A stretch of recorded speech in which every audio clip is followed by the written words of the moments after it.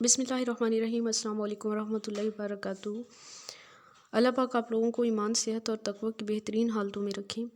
आज हम अपना चैप्टर नंबर 7 स्टार्ट करने जा रहे हैं ऑर्गेनिक केमिस्ट्री में, जो कि है अल्काइल हैलाइड्स। अल्काइल हैलाइड्स को हम mono halo derivatives of alkanes भी कह सकते हैं, mono halo derivatives of alkanes. और इनके आयोपिक नेम्स की तरतीब कुछ इस तरह से होती है कि इनको हम मोनो हैलो एल्केन्स कह सकते हैं। ठीक है, तो इनका जनरल फार्मूला जो होता है वो CnH2n+1x होता है।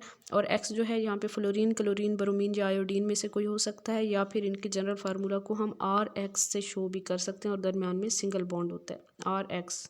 ठीक है, RX से शो कर सकते हैं, या फिर CnH2n+1x, ये इनके जनरल फार्मूला को रिप्रेजेंट कर सकते हैं। इस तरह से हम प्राइमरी जो होते हैं अल्काइल हैलाइड, उसमें या तो वो कार्बन जिसके ऊपर हैलोजन एटम अटैच है वो फर्दर किसी भी कार्बन के साथ अटैच नहीं होता, या फिर वो फर्दर एक कार्बन के साथ अटैच होता है।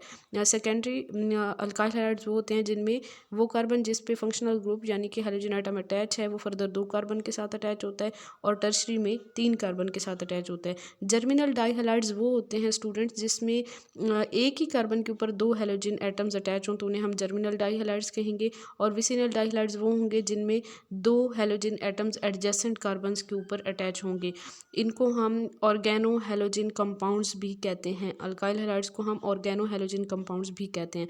इनकी प्रिपरेशन की बात करें तो इनके जो मेथड्स ऑफ प्रिपरेशन है उनमें सबसे पहले है हम इन्हें अल्केन से प्रिपेयर कर सकते हैं। अल्केन्स के चैप्टर्स में हमने अल्केन्स के चैप्टर में हमने डिस्कस किया था। अल्केन्स के हम हेलोजिनेशन करवाते हैं तो हमारे पास अल्काइल हैलाइड की प्रिपरेशन होती है। अल्केन का रिएक्शन करवाएंगे हैलोजन के साथ, हीट करेंगे या फिर सनलाइट की मौजूदगी में हीट करेंगे, तो 250 to 400 डिग्री सेंटीग्रेड टेम्परेचर रखेंगे। अल्काइल हैलाइड और हाइड्रोजन हैलाइड की प्रिपरेशन होगी। यहाँ पे जो हम हैलोजन ले रहे हैं वो क्लोरीन या ब्रोमीन ले सकते हैं, और क्लोरीन जो है वो ब्रोमीन से ज़्यादा रिएक्टिव है। It is difficult to handle gaseous chlorine, that's why we use sulphuryl chloride SO2Cl2। और फ्री रेडिकल मैकेनिज़्म होता है इनका, मिक्सचर ऑफ प्रोडक्ट्स बनते हैं। जैसे हम मीथेन का रिएक्शन करवाएं क्लोरीन के साथ तो मिथाइल क्लोराइड बनेगा, फिर मिथाइलिन क्लोराइड बनेगा, देन बनेगा आपके पास chloroform and then carbon tetrachloride. Finally मीन के चारों जो हाइड्रोजन हैं वो क्लोरीन से रिप्लेस हो जाएंगे। Reaction with iodine is reversible, क्योंकि यहाँ पे हाइड्रोजन आयोडाइड की फॉर्मेशन हो जाती है जो कि रिड्यूस कर देता है अल्काइल हैलाइड को अगेन अल्केन्स के अंदर। और हम अल्कीन से प्रिपरेशन का मेथड देखते हैं। सेकंड मेथड है addition of hydrogen hydrogen halide. Hydrogen halide हम ऐड करेंगे अल्कीन के अंदर, तो एडिशन रिएक्शन होगा और यहाँ पे हमारे पास अल्काइल हैलाइड की प्रिपरेशन हो जाएगी। कंडीशन में आपने मिथाइल अल्कोहल या फिर एस्टिक एसिड जो है वो याद रखना है। ठीक है, मार्कोवनिकोव एडिशन तब होगी जब आप स्टार्टिंग में अनसिमेट्रिकल अल्कीन्स लेंगे और इनका रिएक्टिविटी ऑर्डर देखें तो हाइड्रोजन आयोडाइड सबसे ज़्यादा रिएक्टिव है, हाइड्रोजन ब्रोमाइड उससे कम, और हाइड्रोजन क्लोराइड सबसे कम। थर्ड प्रिपरेशन मेथड है कि हम इन्हें अल्कोहल से भी प्रिपेयर कर सकते हैं। अल्कोहल का जब हम रिएक्शन करवाते हैं HX के साथ ZnCl2 की प्रेजेंस में, तो हमारे पास अल्काइल हैलाइड और वाटर की फॉर्मेशन होती है। मैकेनिज्म देख लें तो फर्स्ट स्टेप में हमने टर्शरी अल्कोहल लिया, उसका HX के साथ रिएक्शन करवाया। फास्ट स्टेप है ये वाला, रिवर्सिबल स्टेप है। इसमें आपके पास क्या होगा कि जो HX का H है यानी कि पॉजिटिव पार्ट है उसने अटैच हो जाना है अल्कोहल के साथ, और यहाँ पे OH2 पॉजिटिव बन जाएगा। ऑक्सीजन के 3 बॉन्ड क्योंकि यहाँ पे बन रहे हैं, और X नेगेटिव अलहदा हो जाना है। हेलाइडाइन नेक्स्ट स्टेप स्लो स्टेप होगा, और इसमें आपके पास वाटर ने अलहदा हो जाना है, कार्बोकेटाइन बन जाना है। देन हेलाइडाइन ने कार्बोकेटाइन पे अटैक करना है, फर्स्ट स्टेप होगा ये। थर्ड स्टेप फास्ट है, सेकेंड वाला स्लो था, और फास्ट स्टेप में फिर हमारा फाइनल प्रोडक्ट आ जाएगा। और इसमें मज़ीद जो बातें याद रखने की हैं वो ये हैं कि प्राइमरी अल्कोहल जो हैं वो SN2 मैकेनिज़्म के थ्रू ये रिएक्शन प्रोसीड करते हैं। टर्शरी अल्कोहल SN1 मैकेनिज़्म के थ्रू ये रिएक्शन देते हैं। और HCl जो है वो लीस्ट रिएक्टिव है, does not react with primary alcohol unless Lewis acid like ZnCl2 is added in the reaction mixture and which form complex with alcohol and provide better leaving group than OH2 positive। और next बात ये याद रखनी है कि जो tertiary alcohol हैं they react readily with HCl even in the absence of ZnCl2 because it form stable tertiary carbocation. Tertiary alcohol जो हैं वो आराम से HCl के साथ रिएक्शन कर लेते हैं ZnCl2 के एब्सेंस में भी, क्योंकि यहाँ पे टर्शरी कार्बोकेटाइन बनता है जो कि स्टेबल होता है।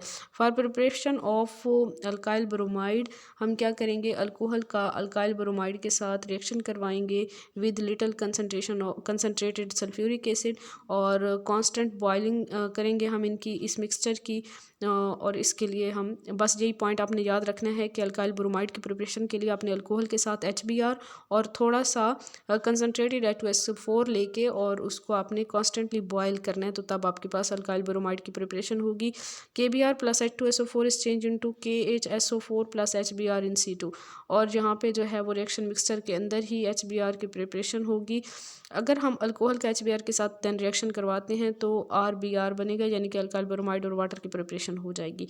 यहाँ पे आपने नोट करना है कि sulphuric acid is not used for preparation of secondary and tertiary alkyl bromide because they are dehydrated to alkene in the presence of sulphuric acid. Sulphuric acid को हम सेकेंडरी और टर्शरी अल्काइल ब्रोमाइड बनाने के लिए use नहीं करते, क्योंकि sulphuric acid की प्रेजेंस में सेकेंडरी और टर्शरी अल्काइल ब्रोमाइड जो हैं देन वो कन्वर्ट हो जाते हैं अल्कीन में। अल्कोहल का अगर हम हाइड्रोजन आयोडाइड के साथ रिएक्शन करवाते हैं तो अल्काइल आयोडाइड और वाटर की प्रिपरेशन होती है, लेकिन यहाँ मिक्सचर के अंदर चूंकि हाइड्रोजन आयोडाइड प्रेजेंट होगा तो हाइड्रोजन आयोडाइड ने क्या करना है, अल्काइल आयोडाइड को रिड्यूस करना है अल्केन के अंदर। तो इस तरह से जो है ना हमें अपना डिज़ायर्ड प्रोडक्ट यानी कि अल्काइल आयोडाइड नहीं मिलता। इसको ओवरकम करने के लिए हम ऐसा करेंगे कि पोटाशियम आयोडाइड या फिर सोडियम आयोडाइड ऐड करेंगे रिएक्शन मिक्सचर में एंड 95% फॉस्फोरिक एसिड ऐड करके देन हीट करेंगे, तो देन जो आपके पास अल्काइल आयोडाइड बनेगा वो अल्केन के अंदर रिड्यूस नहीं होगा। रिएक्टिविटी ऑर्डर की बात करें तो जो अल्कोहल्स हैं उसमें हमारे पास बेंजाइल अल्कोहल या फिर टर्शरी अल्कोहल जो हैं वो सबसे ज़्यादा रिएक्टिव हैं, then secondary alcohol second number पे आ जाते हैं, then methyl alcohol, then primary alcohol. और अगर हम हाइड्रोजन हैलाइड्स की बात करें तो हाइड्रोजन आयोडाइड सबसे ज़्यादा रिएक्टिव है, then hydrogen bromide, then hydrogen chloride. उसके बाद हमारे पास सेकंड नंबर पे आ जाता है कि अल्कोहल का अगर हम फॉस्फोरस ट्राई हैलाइड या फिर फॉस्फोरस पेंटाहैलाइड के साथ रिएक्शन करवाते हैं तो फिर भी हमारे पास अल्काइल हैलाइड की प्रिपरेशन होगी। फॉस्फोरस ट्राई ब्रोमाइड या फिर फॉस्फोरस ट्राई आयोडाइड हम लेंगे। अल्कोहल का फॉस्फोरस ट्राई ब्रोमाइड या आयोडाइड दोनों में से किसी एक के साथ जब हम रिएक्शन करवाएंगे तो अल्काइल हैलाइड की प्रिपरेशन होगी और साथ में फॉस्फोरिक एसिड बनेगा। यहाँ पे बाई प्रोडक्ट भी आपने याद रखना है। अगर हम फॉस्फोरस ट्राई ब्रोमाइड या फॉस्फोरस ट्राई आयोडाइड जो हैं उनको प्रोड्यूस करते हैं, नहीं सॉरी, यहाँ पे आपने याद रखना है कि ये जो हम रिएक्शन करवा रहे हैं अल्कोहल का फॉस्फोरस हैलाइड के साथ, ट्राई हैलाइड के साथ, तो ये जो ट्राई हैलाइड्स हैं ना इनको प्रोड्यूस किया जाता है इन C2 by reaction of bromine और आयोडीन विद रेड फॉस्फोरस। ये याद रखने की बात है कि रिएक्शन मिक्सचर के अंदर इन्हें प्रिपेयर किया जाता है और वैसे इन्हें यूज़ कर लिया जाता है, इन्हें आइसोलेट नहीं किया जाता, सेपरेट नहीं किया जाता मिक्सचर में से। Reaction of alcohol with phosphorus triiodide और thionyl chloride occur without formation of carbocation, so no rearrangement and no elimination, so this reaction is preferred. यहाँ पे कोई एलिमिनेशन नहीं होती, कोई रीअरेंजमेंट नहीं होती, तो हमारे पास जो हमारा प्रोडक्ट होता है वो स्टेबल होगा, वो फर्दर किसी और चीज़ में कन्वर्ट नहीं होगा, किसी और कंपाउंड में कन्वर्ट नहीं होगा। दैट्स वाई हम क्या करते हैं कि ये वाला रिएक्शन जो है वो ज़्यादा यूज़ करते हैं अल्काइल हैलाइड्स की प्रिपरेशन के लिए। कौन सा रिएक्शन? अल्कोहल का फॉस्फोरस ट्राई हैलाइड्स के साथ या फिर थायोनील क्लोराइड के साथ जो रिएक्शन हम करते हैं ये ज़्यादा प्रेफर किया जाता है। इसका जो मैकेनिज्म होता है उसमें फर्स्ट स्टेप में अल्कोहल जो है ये न्यूक्लियोफाइल के तौर पे एक्ट करेगा और फॉस्फोरस ट्राई ब्रोमाइड हमने लिया है, यहाँ पे ऑक्सीजन का जो लॉन पेयर है वो फॉस्फोरस के ऊपर अटैक करेगा क्योंकि वो इलेक्ट्रॉन डेफिसिट है, तो इस वजह से ब्रोमीन के 2 इलेक्ट्रॉन उसके ऊपर कन्वर्ट होंगे, ब्रोमाइड आयन ने सेपरेट हो जाना है और यहाँ से आपके पास जो है ना वो प्रोटोनेटेड अल्काइल डाई ब्रोमोफॉस्फाइड बन जाएगा। अब न्यूक्लियोफाइल जो है ब्रोमाइड आयन जो है उसने फिर अटैक करना है कार्बन के ऊपर और जो ऑक्सीजन जिस पे पॉजिटिव चार्ज है उसने 2 इलेक्ट्रॉन बॉन्ड वाले 2 इलेक्ट्रॉन लेके यहाँ से सेपरेट हो जाना है और स्टेबल कंपाउंड में चेंज हो जाना है, मीन कि यहाँ पे उसने न्यूट्रल हो जाना है और आपके पास बन जाएगा RCH2Br, मीन कि अल्काइल ब्रोमाइड बन जाएगा।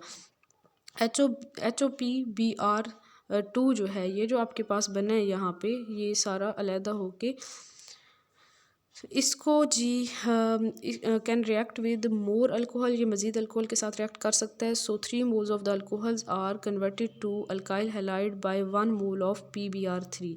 3 ब्रोमीन है इसमें, तो 1 मोल आप PBr3 का लेंगे तो 3 मोल अल्कोहल के आप कन्वर्ट कर सकते हैं अल्काइल ब्रोमाइड के अंदर। यहाँ पे अगर हम अल्कोहल लेते हैं और साथ में PCl5 के साथ रिएक्शन करवाते हैं इसका, तो यहाँ पे आपके पास इथाइल क्लोराइड बना है और साथ में POCl3 एंड HCl बनेगा। थर्ड जो अल्कोहल का है, अल्कोहल से प्रिपरेशन का मेथड है अल्काइल हैलाइड की प्रिपरेशन का, प्राइमरी और टर्शरी अल्कोहल का हम रिएक्शन करवाते हैं थायोनील क्लोराइड के साथ। थायोनील क्लोराइड का फार्मूला होता है SOCl2। पायरिडीन की प्रेजेंस में ये रिएक्शन होगा। हमने इथाइल अल्कोहल लिया, थायोनील क्लोराइड लिया, पायरिडीन की प्रेजेंस में इनका रिएक्शन करवाया तो इथाइल क्लोराइड बना, सल्फर डाइऑक्साइड एंड HCl बना। दोनों गैसेज हैं, यहाँ से स्केप कर जाएंगी, तो रिएक्शन में से हम इजीली अपना प्रोडक्ट निकाल सकते हैं। मैकेनिज्म देखें तो हमारा जो अल्कोहल है, अल्कोहल का जो ऑक्सीजन है उसने सल्फर के ऊपर अटैक करना है, क्लोरीन ने ये बॉन्ड वाले दोनों इलेक्ट्रॉन लेके क्लोराइड आयन की फॉर्म में अलहदा हो जाना है। यहाँ पे हमारे पास फिर उसी तरह का एक प्रोटोनेटेड जो है वो बन जाएगा प्रोडक्ट। अब हम फर्दर जो हमारा क्लोराइड है वो उसने कार्बन पे अटैक करना है, यहाँ से दो इलेक्ट्रॉन जो हैं ये ऑक्सीजन पे शिफ्ट होंगे, ऑक्सीजन ने न्यूट्रलाइज हो जाना है, यहाँ से मीन इसका चार्ज ख़त्म हो जाएगा और हमारा अल्काइल हैलाइड बन गया। और इस तरह बाकी ये जो बच जाएगी स्पीशी ये चेंज हो जाएगी SO2 एंड HCl के अंदर।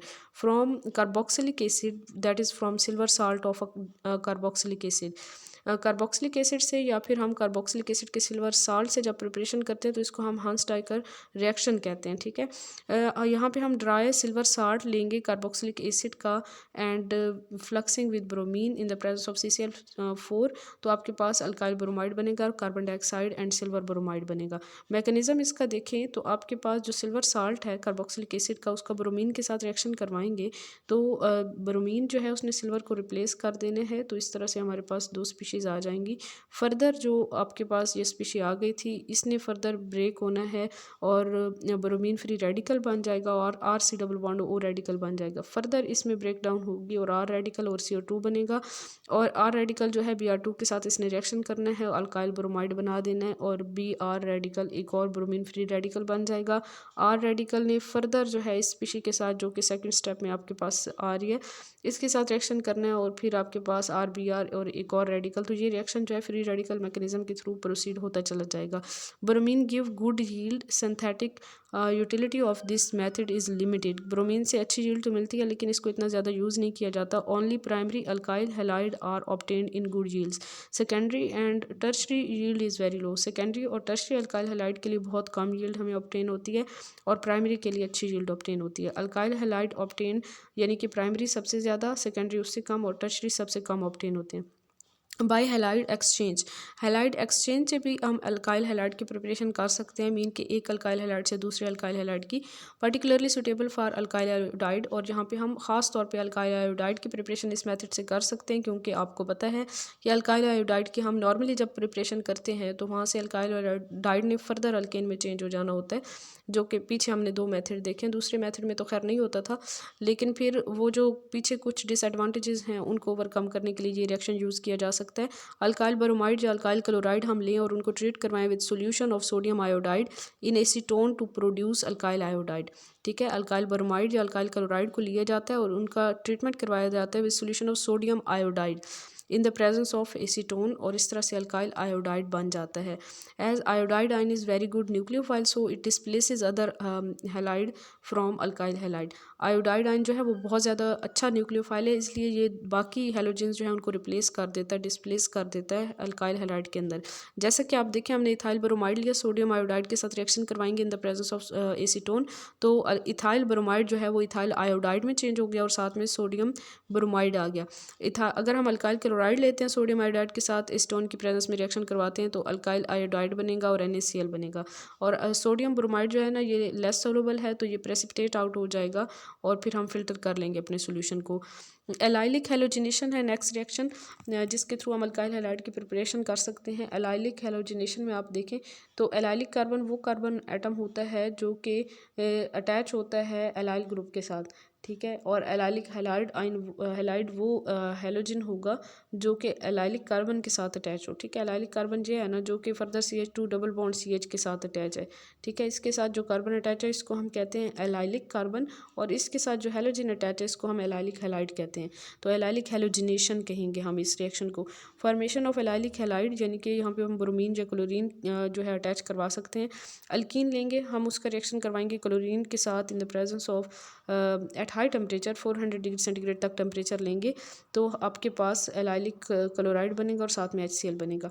या फिर हम ले सकते हैं अल्कीन और उसका N ब्रोमोसक्सिनामाइड के साथ यानी कि NBS के साथ रिएक्शन करवाएंगे सनलाइट की प्रेजेंस में, CCl4 की प्रेजेंस में।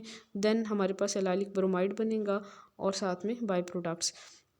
या फिर हम ले सकते हैं टोलुइन और उसका X2 के साथ रिएक्शन करवाएंगे सनलाइट की प्रेजेंस में, तो आपके पास कुछ इस तरह से प्रोडक्ट बनेगा। और उसका फिर ये जो प्रोडक्ट बना है ये आपके पास है बेंजाइलिक हैलाइड बन जाएगा, ठीक है। और साथ में HX बनेगा। क्लोरोमिथाइलेशन ये जो आपके पास ग्रुप आ रहा है ना CH2Cl, इसको हम क्लोरोमिथाइल ग्रुप कहते हैं, क्लोरीन एंड मिथाइलिन ग्रुप है। तो क्लोरोमिथाइल ग्रुप हम अटैच करवाएंगे तो क्लोरोमिथाइलेशन कहेंगे इसे।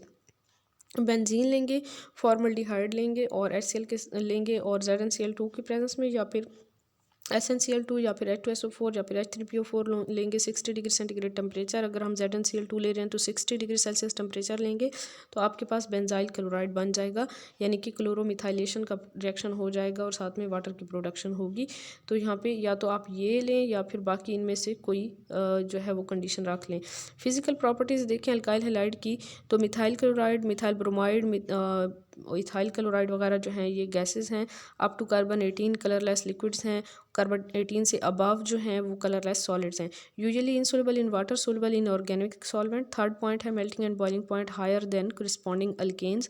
फॉर आइसोमेरिक अल्काइल हैलाइड जो बॉइलिंग पॉइंट का ऑर्डर है वो प्राइमरी अल्काइल हैलाइड का सबसे ज़्यादा होता है, सेकेंडरी का उससे कम और टर्शरी का सबसे कम।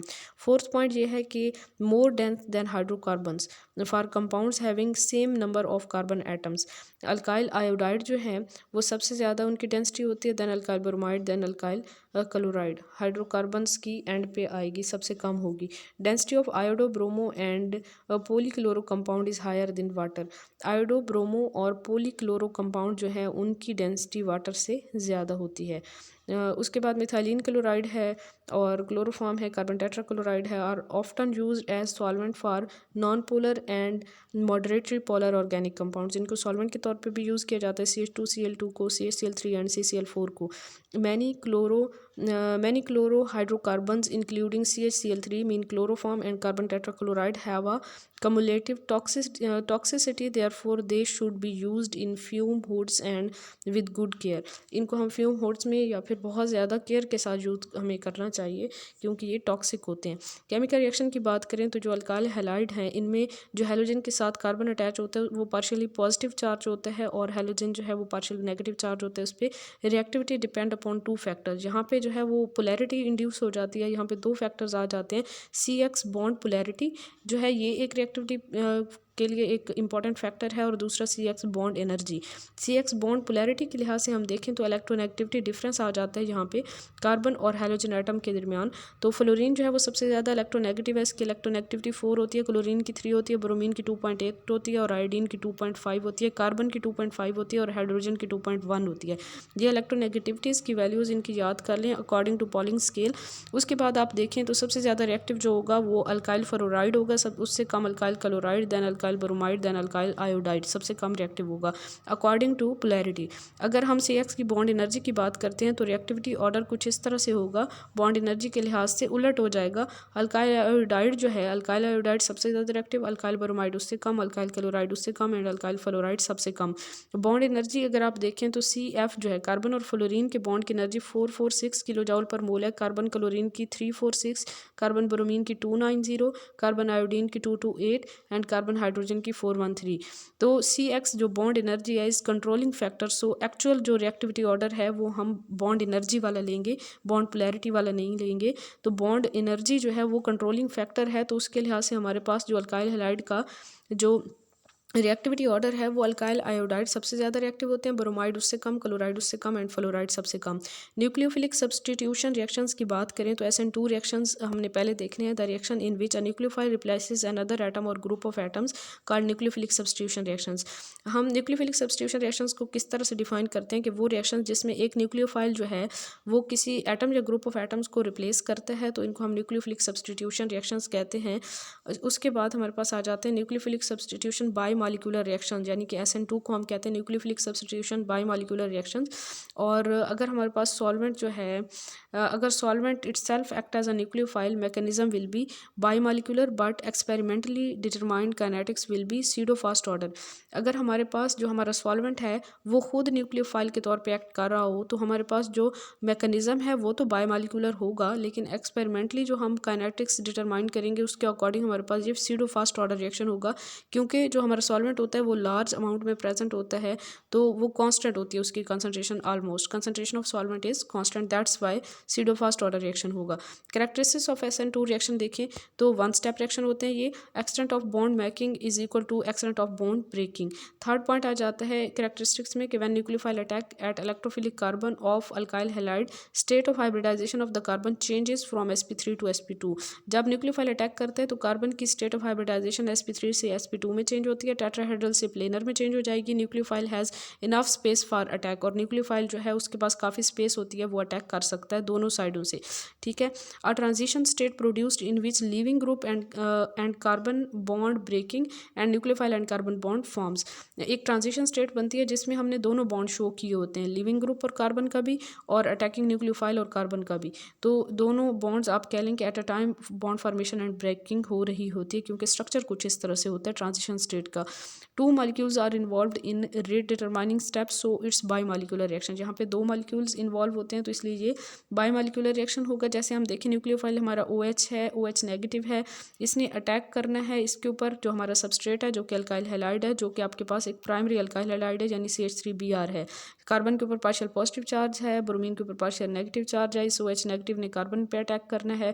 पहले क्या होगा, जब सबस्ट्रेट और न्यूक्लियोफाइल आमने सामने होंगे तो एक ट्रांजिशन स्टेट बनेगी जिसमें आपका जो न्यूक्लियोफाइल है वो अटैक करेगा एक साइड से, और दूसरी साइड से जो लिविंग ग्रुप है वो वहाँ से लीव भी करेगा, ठीक है। सेकंड ऑर्डर रिएक्शन होगा यहाँ पे, लीव भी करेगा। दोनों मॉलिक्यूल जो है वो दोनों जो स्पीशीज़ हैं एट अ टाइम अटैच रहेंगी सबस्ट्रेट के साथ, लिविंग ग्रुप भी और न्यूक्लियोफाइल भी।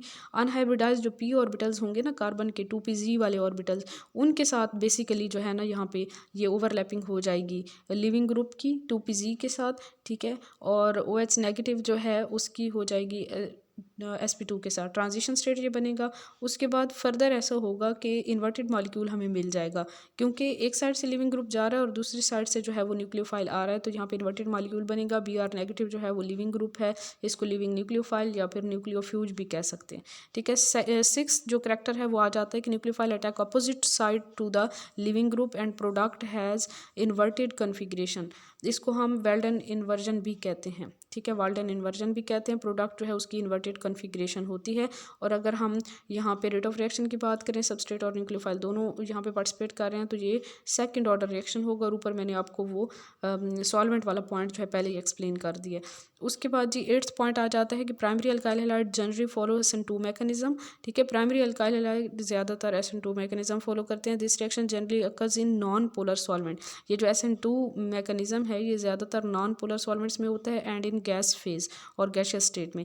10th पॉइंट आ जाता है स्टीरियोकेमिकल एविडेंस की। अगर हम बात करते हैं तो जो हमारे पास प्रोडक्ट मॉलिक्यूल है with original molecule form racemic mixture, ठीक है। यहाँ पे इनएंशियोमर्स बनते हैं, रेसिमिक मिक्सचर बनता है। प्रोडक्ट मॉलिक्यूल जो है ओरिजिनल मॉलिक्यूल के साथ रेसिमिक मिक्सचर बनाता है, तो यहाँ पे इनएंशियोमर्स बन जाते हैं। यहाँ पे अगर आप देखें ना जो आपका न्यूक्लियोफाइल है उसको हम स्टेरिक से जो है वो कर दें, मार्क कर दें, तो 2 आयोडो ऑक्टेन है ये आपके पास ऑप्टिकली एक्टिव है 2 आयोडो ऑक्टेन, और जो I नेगेटिव है वो इस पर अटैक कर रहा है। तो ये जो ऑप्टिकली एक्टिव है इसने जब अटैच हो जाना है तो I नेगेटिव दूसरा जो है वो लीव कर जाएगा, ऑप्टिकली इनएक्टिव बन जाएगा ये, ठीक है। पहले जो हमारा सबस्ट्रेट था वो ऑप्टिकली एक्टिव था 2 आयोडो ऑक्टेन, जब उसके ऊपर I नेगेटिव ने अटैच होना है तो उसने ऑप्टिकली इनएक्टिव हो जाना है। तो एक आपके पास जो स्पीशी है ये ऑप्टिकली एक्टिव है, एक ऑप्टिकली इनएक्टिव है, तो ये दोनों मिलके जो है वो इनएंशियोमर्स बना देंगे, यानी कि एक रेसिमिक मिक्सचर बना देंगे, ठीक है। SN1 ये हम स्टीरियो केमिकल एविडेंस भी हमें मिल जाता है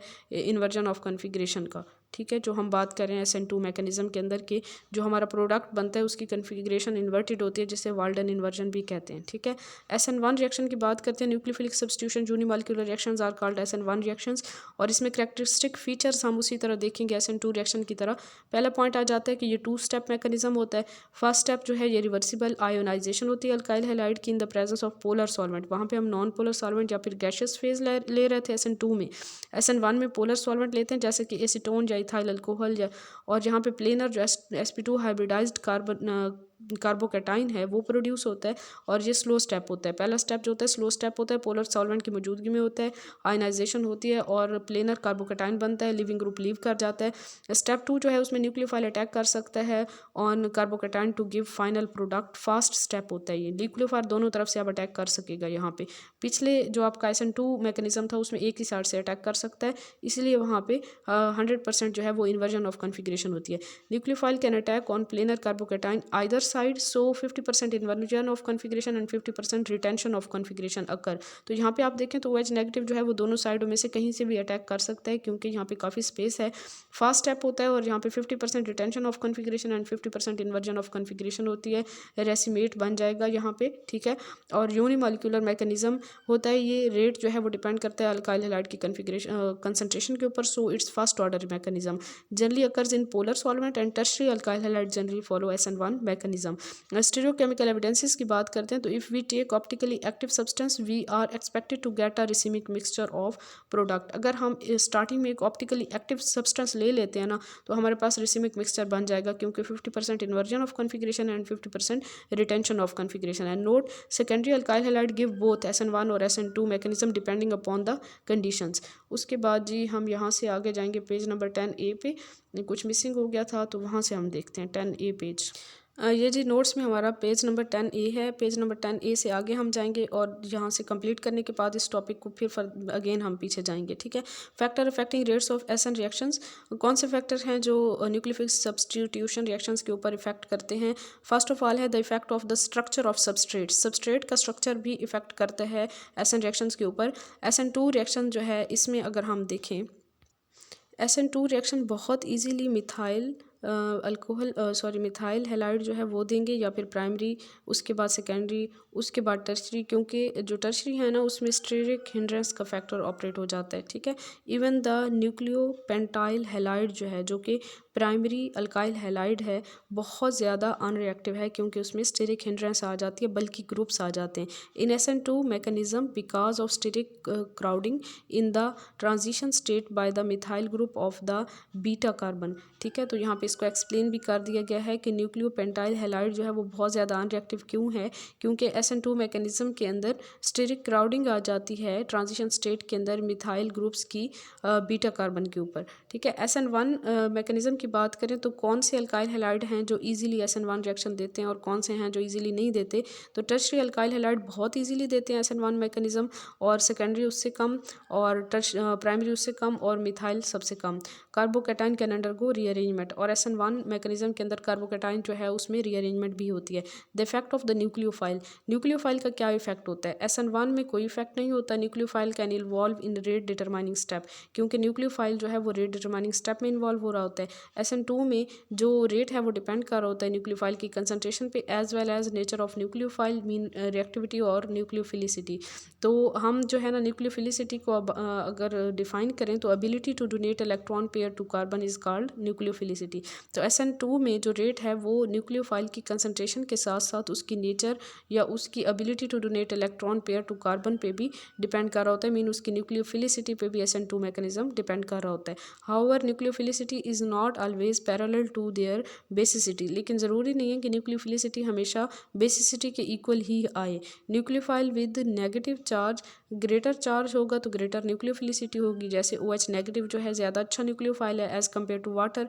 for group of nucleophile in which the nucleophilic atom is same, ऐसे न्यूक्लियोफाइल जिनमें न्यूक्लियोफिलिक एटम जो है वो सेम है, न्यूक्लियोफिलिसिटी पैरेलल टू बेसिसिटी, उनमें तो न्यूक्लियोफिलिसिटी और बेसिसिटी इक्वल होती हैं, जैसे RO negative, OH negative, RCOO negative, ROH, और फिर वाटर आ जाता है, ठीक है। तो इनका ऑर्डर आप देख लें। उसके बाद थर्ड पॉइंट आ जाता है, if attacking atom of nucleophile are present in same period of periodic table, अगर तो अटैकिंग एटम जो है न्यूक्लियोफाइल के वो पीरियोडिक टेबल के सेम पीरियड के अंदर प्रेजेंट हैं, देन न्यूक्लियोफिलिसिटी इज़ रफली in the order of basicity. Then nucleophilicity और बेसिसिटी का ऑर्डर सेम होता है, जैसे NH2 नेगेटिव की सबसे ज़्यादा, RO नेगेटिव की उससे कम, OH नेगेटिव की उससे कम, R2NH की उससे कम, NH3 की उससे कम, F नेगेटिव की उससे कम, वाटर की उससे कम एंड ClO4 नेगेटिव की उससे कम। और इसी तरह कुछ और भी हैं, ये ऑर्डर्स आप याद कर लीजिएगा। R3C negative, R2N negative, O negative उसके बाद और F नेगेटिव सबके लास्ट पे आ जाएगा। For same group nucleophilicity increases with increase in atomic number. अगर हमारे पास जो है ना वो सेम ग्रुप से हैं, हमारे जो भी न्यूक्लियोफिलिसिटी और बेसिसिटी को हमने कंपेयर करना है, तो न्यूक्लियोफिलिसिटी इंक्रीज़ करती है, सॉरी न्यूक्लियोफिलिसिटी की जहाँ पे हम बात कर रहे हैं सेम ग्रुप के एलिमेंट्स की, तो फिर जो है ना जैसे जैसे एटॉमिक नंबर इंक्रीज़ करता है न्यूक्लियोफिलिसिटी इंक्रीज़ करती है। जैसे आयोडीन का एटॉमिक नंबर सबसे ज़्यादा है, ये डाउन द ग्रुप प्रेजेंट है, तो इसकी न्यूक्लियोफिलिसिटी सबसे जो है वो ज़्यादा है। ब्रोमीन की उससे, ब्रोमाइड की उससे कम, क्लोराइड की उससे कम और फ्लोराइड की सबसे कम। लार्ज एटम होगा तो पोलराइजेबिलिटी ज़्यादा होगी, अपोजिट टू बेसिसिटी। और ये इनका जो ऑर्डर है ना ये बेसिसिटी के ऑर्डर के अपोजिट है, ये भी याद रखिएगा, MCQs में कंफ्यूज नहीं होना। Effect of the solvent, SN1 में देखें तो फेवर्ड बाय पोलर सॉल्वेंट, ये हमने पीछे पढ़ा था कि यहाँ पे पोलर सॉल्वेंट की ज़रूरत पड़ती है विच स्टेबलाइजेस कार्बोकेटाइन। और SN2 में देखें तो favoured by non polar solvent because polar solvent bound nucleophile so reaction proceed with difficulty. तो SN2 जो है वो नॉन पोलर सॉल्वेंट से फेवर होते हैं क्योंकि जो पोलर सॉल्वेंट होते हैं वो बाउंड कर लेते हैं न्यूक्लियोफाइल को। Note this effect can be anticipated by considering whether ions are formed और डिस्ट्रॉयड और neither in rate determining step. लेकिन यहाँ पे फिर एक और फैक्टर भी इफेक्ट करता है कि यहाँ पे हमें ये देखना चाहिए कि आयंस बन रहे हैं या नहीं बन रहे या क्या सीन है, उसके अकॉर्डिंगली फिर जो है ना ये हमारा जो पॉइंट था ना सॉल्वेंट वाला वो फिर इफेक्ट करता है। Polarity of the solvent it is directly proportional to dielectric constant. Dielectric constant is measure of solvent ability to insulate opposite charges from each other. जो पोलैरिटी है सॉल्वेंट की वो डायरेक्टली रिलेटेड होती है डाइलेक्ट्रिक कांस्टेंट के। और dielectric constant को हम डिफाइन कर सकते हैं, ये एबिलिटी होती है सॉल्वेंट की to insulate opposite charges from each other. ठीक है, polarity is directly proportional to ability to stabilise charge species. Polarity जो है वो डायरेक्टली रिलेटेड होती है ability to stabilise charge species, या वही डाइलेक्ट्रिक कांस्टेंट वाली बात ही यहाँ पे थोड़ी सी घुमा फिरा के आ जाती है। SN2 रिएक्शन जो होते हैं the reactions in which the initial charges are increased in the transition state are favoured by increasing the polarity of the solvent. ऐसे अगर हमारे पास कोई ऐसी स्पीशीज़ हैं जिनमें SN2 रिएक्शन के थ्रू जो रिएक्शन प्रोसीड कर रहे हैं और उनमें इनिशियल चार्जेस जो हैं वो इंक्रीज़ हो रहे हैं ट्रांजिशन स्टेट के अंदर, तो ऐसे रिएक्शन फेवर होते हैं by increasing the polarity of the solvent. Whereas the reactions in which the initial charges are either dispersed और डिक्रीज, अगर तो इनिशियल चार्जेस जो हैं वो डिस्पर्स या डिक्रीज हो रहे हैं in the transition state, these are favoured by decreasing the polarity of the solvent. ठीक है, favoured by non polar solvent. तो यहाँ पे SN2 में भी हमेशा एक जैसा सीन नहीं होता, डिपेंड करता है कि आइंस बन रहे हैं या आइंस जो है वो कम हो रहे हैं या क्या सीन है। ठीक है, एप्रोटिक सॉल्वेंट में decrease nucleophile of nucleophilicity. Aprotic solvent may decrease nucleophilicity of nucleophile through solvation. However, solvation is less in such solvents, so aprotic polar solvent favor SN2 mechanism. Aprotic solvents जो होते हैं ना वो ऐसा हो सकता है कि न्यूक्लियोफिलिसिटी को डिक्रीज कर दें, न्यूक्लियोफाइल की न्यूक्लियोफिलिसिटी को डिक्रीज कर दें थ्रू सॉल्वेशन, लेकिन यहाँ पे जो सॉल्वेशन है वो लेस होती है in such solvent, so aprotic solvent favour SN2 mechanism. Aprotic solvent ज़्यादातर SN2 मैकेनिज्म को फेवर करते हैं। एप्रोटिक सॉल्वेंट जो है ज़्यादातर SN2 मैकेनिज्म को फेवर करते हैं, जैसा कि DMSO डाइमिथाइल सल्फोक्साइड जो है CH3S double bond O CH3 है, इनकी एग्जांपल्स आ जाती हैं। फिर आपके पास जो एप्रोटिक सॉल्वेंट्स है ना DMSO है डाइमिथाइल सल्फोक्साइड है, फिर DMF है डाइमिथाइल फॉर्मोमाइड है जिसका formula H double bond O N और CH3 ट्वाइस आ जाता है। DMA डाइमिथाइल एसिटामाइड है CH3 double bond O N CH3 twice, और ये एग्जांपल थी एप्रोटिक सॉल्वेंट्स की। उसके बाद हमारे पास आ जाता है fourth factor the effect of the leaving group. Best leaving group one which is stubble after departure. Best leaving group वो होता है डिपार्चर के बाद जो स्टेबल रहे। वीकेस्ट बेसिस जो होती हैं वो बेस्ट लिविंग ग्रुप्स होती हैं, जैसे आयोडाइडाइन है is the best leaving group halogens में से। एंड गुड लिविंग ग्रुप जो है वो हमारे पास क्लोराइड है, ब्रोमाइड है, आयोडाइड है, HSO4 नेगेटिव है, HSO3 नेगेटिव है, सॉरी RSO3 नेगेटिव है, अल्केन सल्फोनेट आइन जिनको हम कहते हैं, RSO4 negative alkyl sulphate ions जो होते हैं, PHO नेगेटिव, और फिर जो है ये ज़्यादा अच्छा है as compared to RO negative. Leaving group की बात करें तो पुअर लिविंग ग्रुप जो है R O negative and O H negative and strong bases जो होती हैं वो पुअर लिविंग ग्रुप्स होते हैं। Can be converted to good leaving group by protonation, यानी कि हम इनकी प्रोटोनेशन करवा दें, आर ओ नेगेटिव को आर ओ एच में चेंज कर दें अल्कोहल में, और ओ एच नेगेटिव को वाटर में चेंज कर दें, तो वो गुड लिविंग ग्रुप बन जाते हैं। SN1 reaction do not require powerful nucleophile but do require good leaving group. SN1 reaction में पावरफुल न्यूक्लियोफाइल की ज़रूरत तो नहीं पड़ती, लेकिन गुड लिविंग ग्रुप की ज़रूरत पड़ती है। Most of them take place under acidic conditions, और ज़्यादातर ये एसिडिक कंडीशन में इनके रिएक्शन होते हैं।